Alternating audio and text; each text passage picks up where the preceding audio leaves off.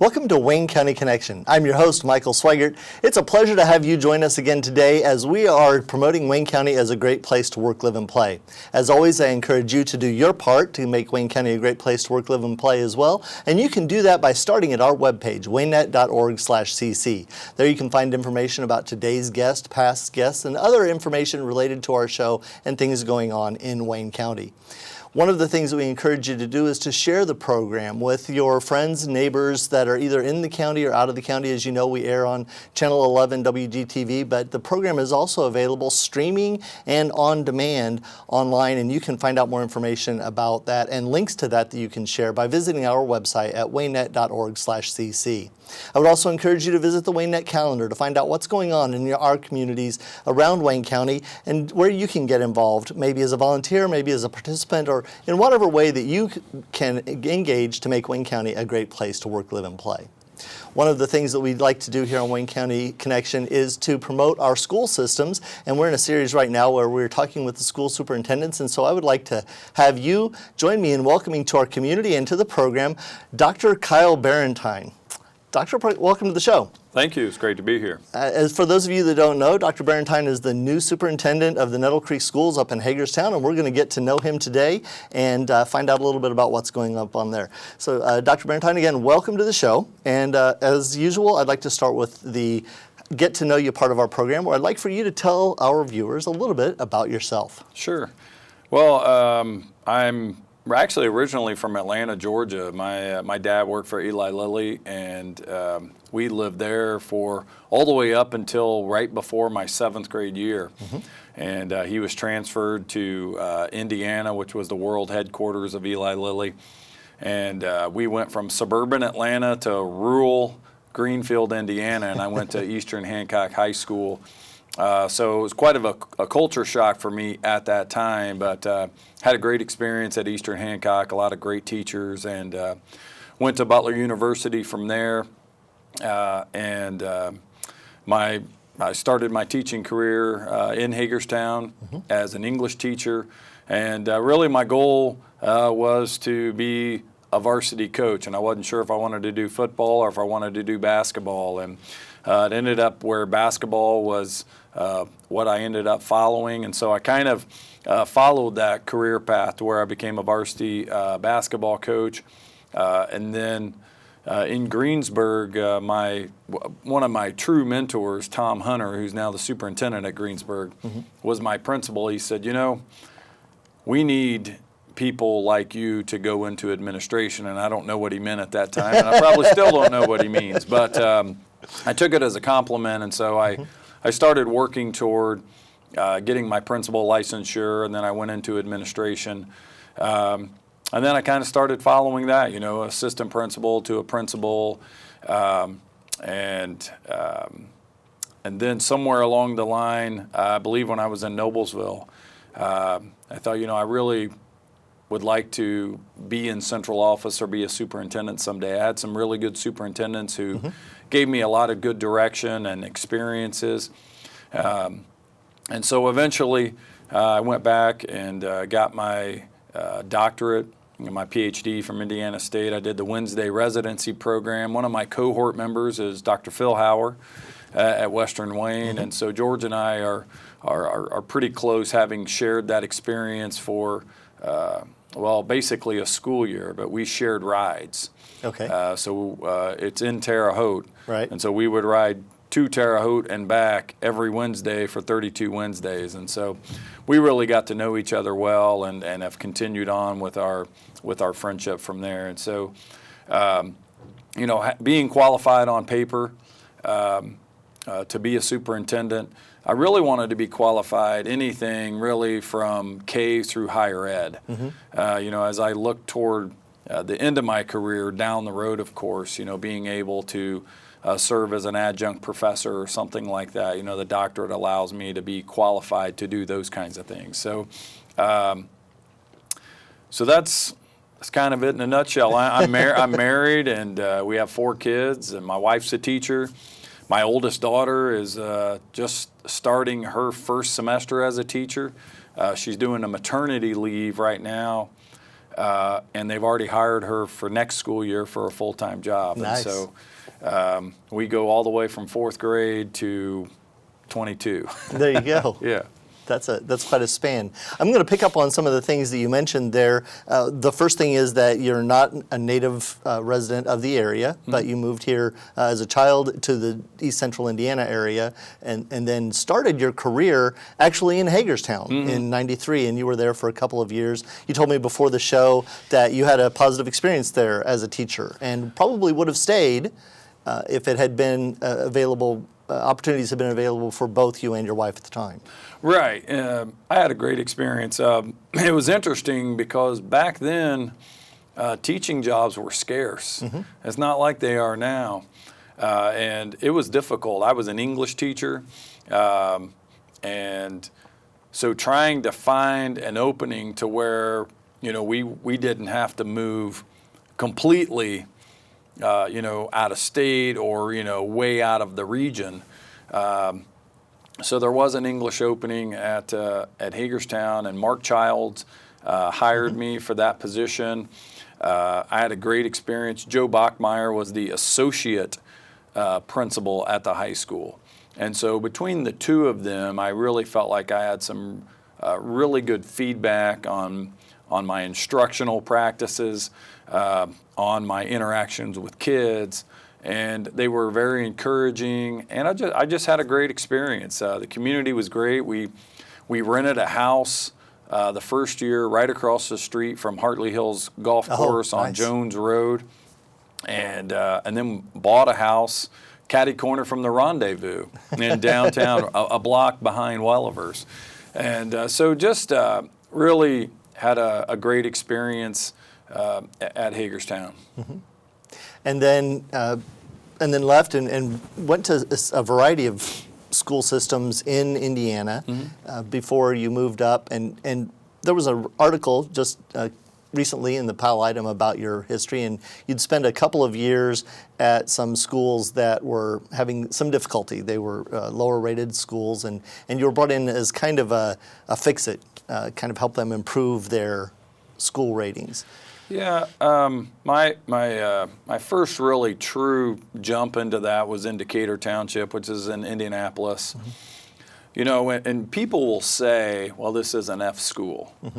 Well, I would challenge anyone, if you don't know the ratings, to go into a school and come out and say, tell me what letter grade would you give this? Because when I got to Decatur Middle School as the principal, I walked those halls and I saw our teachers and I saw our kids, and nothing could be further than it being an F school. But as the test scores come in and as schools are graded, it came back that for virtually a decade, that school had been rated as an F school. And like I said, it wasn't that. There were some things that we were able to come in and with my team be able to kind of diagnose some of these things that the school was lacking, and we were able to put some things in place to get that letter grade up. And it's a great thing for the school and for the community to not really have that stigma, because the perception becomes reality. And it really is a great place. But that's a different kind of an animal, because you're coming in and people, they want to see what can we do differently. Right. And so they welcome that, even though change isn't really welcomed by anyone. But they I want progress as long as I don't have to do anything to get there. Yeah, exactly. Right. And so you have that old adage, if you continue to do the same things, you're going to get the same results. And so we wanted to make sure that we weren't fulfilling that definition of insanity by saying, what could we do differently instructionally? What could we do different from a framework standpoint that might yield some better student achievement results? And so that's really the approach that I took there, and then also in Anderson, to be very collaborative, to get people on board. And that's probably the hardest thing. You mentioned just now in your description of your experience the term team and brought my team together and collaboration and so forth. And you'd mentioned earlier that you'd spent years as a varsity coach in basketball as well. And one of the things that I thought in the back of my mind was that's probably a unique training ground for the type of work that you're doing now. It's difficult to get a bunch of high school boys to do anything well together, Right, yeah. let alone succeed as a basketball team. And especially as our culture has changed over the last 20 years of your career, it's a lot more individualistic, and there's a lot more focus on being a star and not being a team player as much, even though it's talked about. Really, the stars are promoted well. So I'm guessing that the experience that you had building those teams and getting the boys to work together is going to work well for you as an administrator. I think every experience that we have helps kind of build who we are. And, and who I was, back in 1993 as a first-year teacher and as a coach then, I've evolved from that as well. I think you have to. Jim Collins in Good to Great talks about, it's first the who before the what. And I think earlier in my career, to me, it was, guys, this is what we're going to do, rather than focusing on who was involved with that. And so I think the older I get and doing the kind of work that I do is making sure that we have the right people in the right spots before we determine where we're going to go. Because if we determine where we're going to go, but we don't have the right people to drive us to get there, we're never going to get there. And so really putting together a collaborative team that can work together and complements each other. I'm just one piece in it. I'm just one piece. So putting that team together is really key. And then we determine if we have the right people, we can go wherever we want. And so that's really kind of the approach that, I've taken and will continue to take until I learn something different. So in the article, one of the things that you mentioned was that you have a high opinion of the education in Hagerstown and Nettle Creek Schools, and that they're also a successful school according to the ratings school system. And so you talked about not being complacent, not sitting back on that achievement and staying there and still wanting to be sustainable, have I forget the exact term, but a culture of sustainability and so forth. And so I'd like to ask you what kinds of ways you're looking at Nettle Creek Schools right now to encourage the staff there, from the teachers' aides all the way through the principals and the coaches and everybody that's involved, to build on what they've accomplished so far. Yeah, I think that's a big challenge because, it goes back to the as good as we are, how can we get better? Right. Well, sometimes people are like, what, we're good enough. Yeah. We're good enough. And I think that we're in the people business. And so first and foremost, we have to provide tremendous customer service to the people we serve. And in Hagerstown, that's in our entire school district. Those are our people with kids in the district and people who don't have kids in the district. It's supporting our local police department. It's supporting our town council. It is when a parent comes into central office or into one of our buildings that they feel like they're being greeted friendly and that they're also being taken care of and being listened to. And so customer service, I think, in schools is a big thing. But that really doesn't answer your question. Well, it does a little bit because that would kind of focus on where your attention's going to be.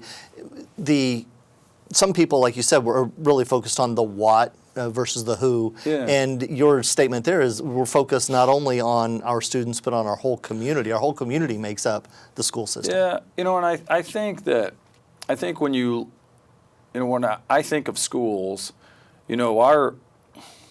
our number one job is to ensure that our kids are equipped to be successful when they leave us, whether they're going to enlist in a service, whether they're going to enroll in some kind of post-secondary education or if they're going to go right into the workforce. Right. So we need to make sure that our programming prepares them successfully for that. I think looking at our schools, we're not the #1 school in the state, so there's room for growth. And so we really just need to look at where can we be better?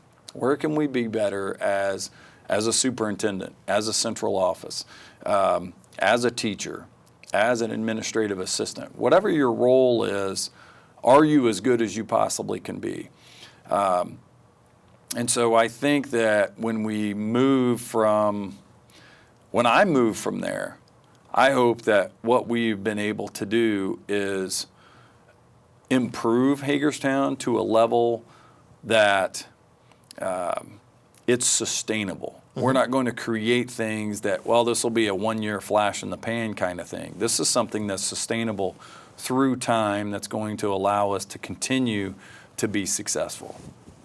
That's a very admirable goal, and it also seems like a very high objective. It's really easy to have those flash moments, as you said. It seems like it's not when you're going through it, but from a time perspective, it's a whole lot easier to get that 1 year big accomplishment than it is to do something over a long period of time. Right. And so one of the things we'll be working on, like right away, I'm already working on, is putting together a strategic planning committee so we can have a 3-year strategic plan. We have to have a plan rather than things just popping up on us and not realizing that, we need to replace the roof at the elementary. And so being very strategic about what it's going to look like in year 1, in year 2, and year 3, so that we know what we're going to do, who's going to do it, and kind of what the purpose behind that is. And of course, the biggest piece of that, like I've said, is getting the right people on that planning committee. But also, once we get those people there, what do we want to become? Creating that vision and then developing that plan for how we're going to get there. And that should drive our work every day. It should be the filter we use for decision making. Does this help us fulfill our strategic objectives? Well, no, it really doesn't. Well, then we probably shouldn't spend much time discussing this. And so that is kind of a big piece that as we move into the summertime, we have that strategic planning committee in place and we can begin our work so that we don't delay even more, getting started on the right work.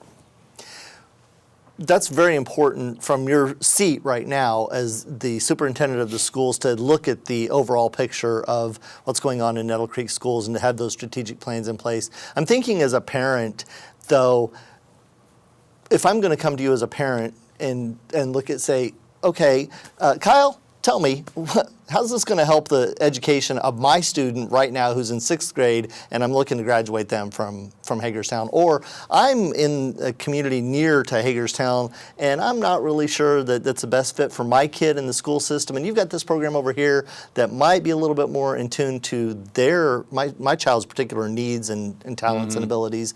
So why should I perhaps transfer my child to your school or keep my child in your school? And we talked a little bit before the show about the marketplace of education. It's a lot different than it was when you started your career. So I would point that question to you now. How would you answer that question?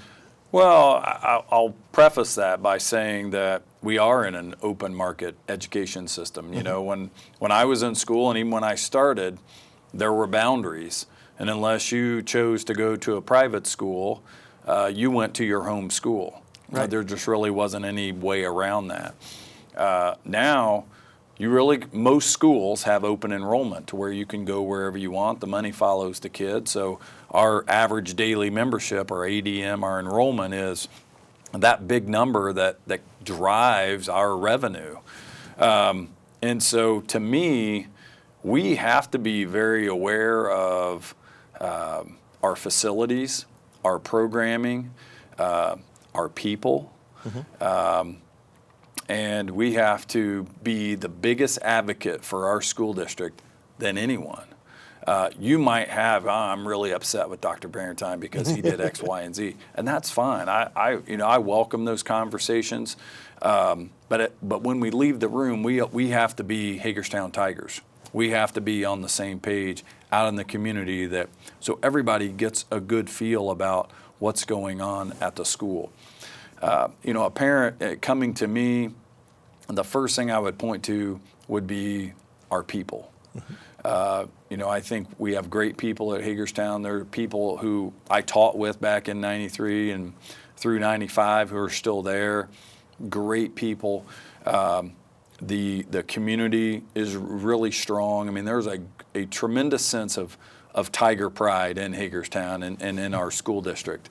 And there are people that I taught years ago who are like turning 40 and in their 40s, who I'm still in touch with and still live in the community, and they talk about the experiences that they had as a student and as an athlete, and you don't get that everywhere. And so I think that one thing, if a parent were looking at a particular program, obviously we're going to focus on that particular program and what the benefits would be. But ultimately, that parent has to make the decision that's best for their child, and I would be able to share with them the benefits of coming to Hagerstown. And like I said, I would start with the people, but I think our programming, with our relationship with the Career Center in Newcastle, with our ag program, our vocational program in general, our athletic program, generally speaking, is very strong in the area. And if they're into athletics, we're just getting ready to renovate our weight room to where everything will be brand new.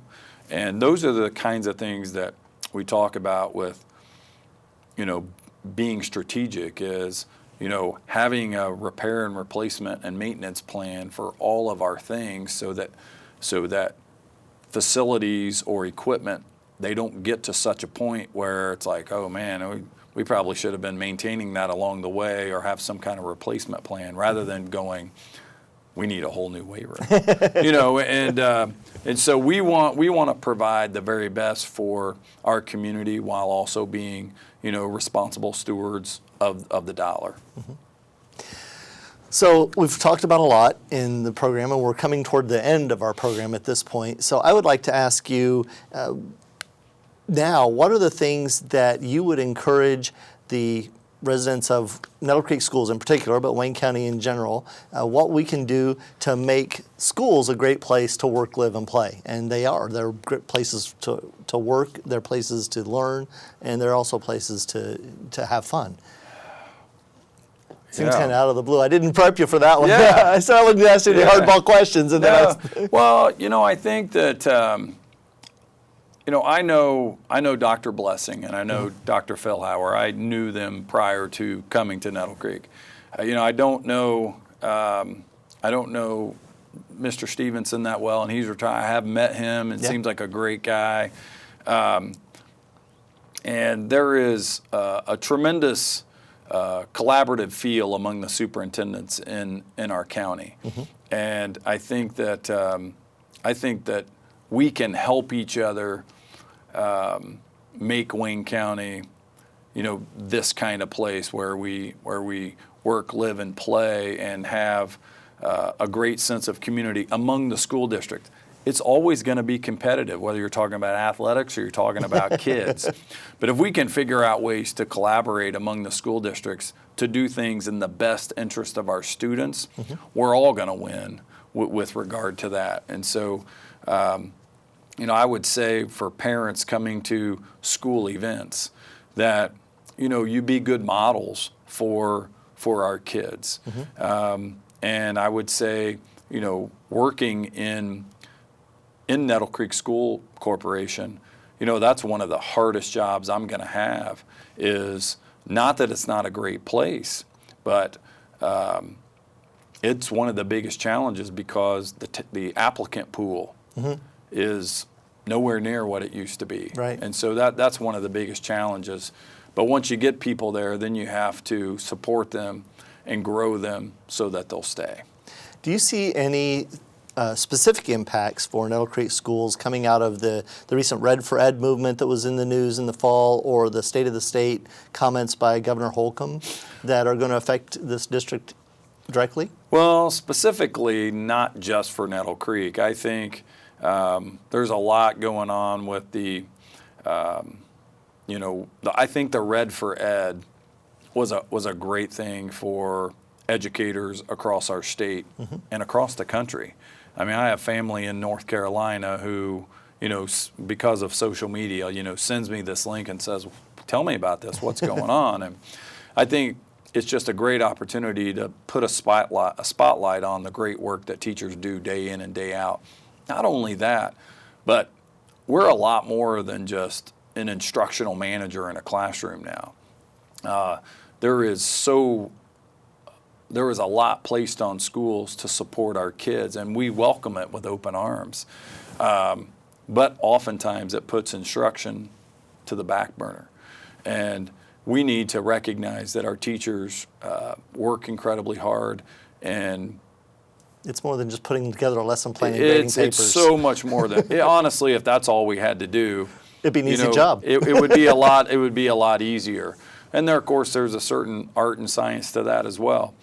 But I think the Red for Ed was great for education. I think, Governor Holcomb did at least acknowledge that this is a need, but even though the reserves are there, decided to put it off until next year. I worry that if we continue to put things off, how many kids are going to be impacted by that, by teachers who choose to do something else or to go elsewhere? And that sounds like a great question to ask. Unfortunately, we're out of time. And I mean out of time, we're down to our last few seconds. I would like to encourage people to get in touch with you quickly. How can people get in touch with you to learn more? Well, you can email me, kbarrentine at nettlecreek.k12.in.us. My Twitter handle is @kgbarrentine. I use that for all educational issues, Nettle Creek Schools included. Or you can call us, 765-489-4543. There you go. Dr. Kyle Barrentine, Superintendent of Nettle Creek Schools, thank you for joining us today, and thank you for watching as well. I'm sorry we're out of time. There's so much more that you could learn from Dr. Barrentine, and by visiting Nettle Creek Schools, visit our website at waynet.org/cc. I'm your host, Michael Sweigart. Thanks for watching. We'll see you next month.